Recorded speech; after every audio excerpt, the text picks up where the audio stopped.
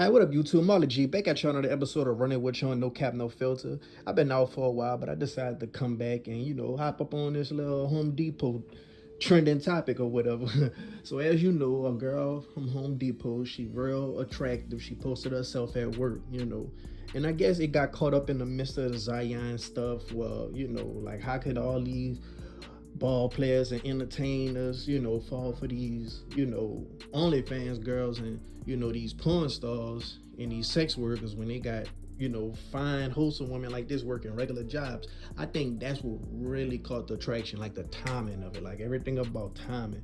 So it blew up, it went viral.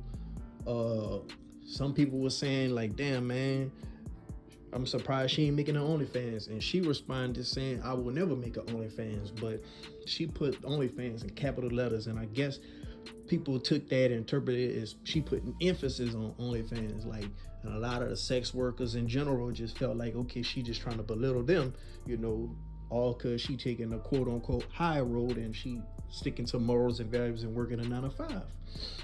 And a lot of women, it ain't about what you say, it's about how you say it, and how they interpret it, So I guess that triggered them.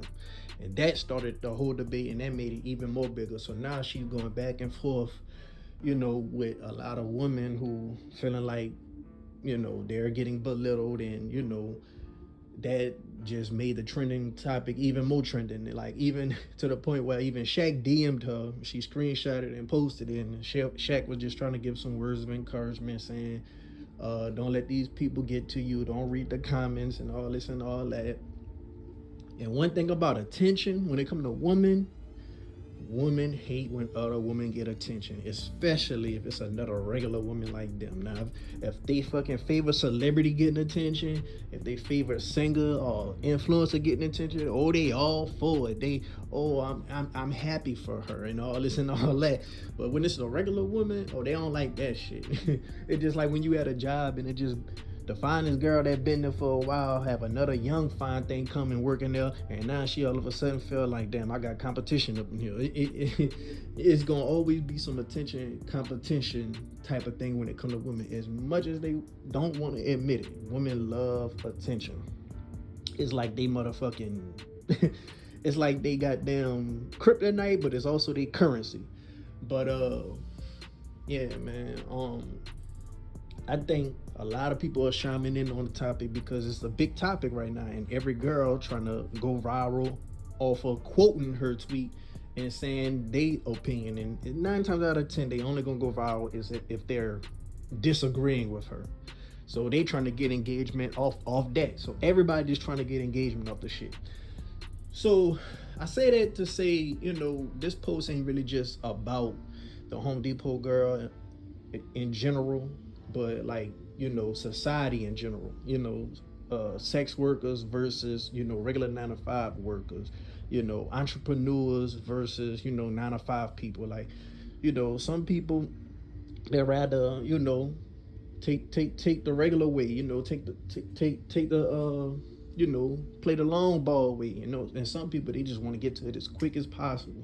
You know what I'm saying? Even if they probably gotta, throw away all type of morals of value, all for the almighty dollar, and I feel like another thing, this is about like what men want versus what men like.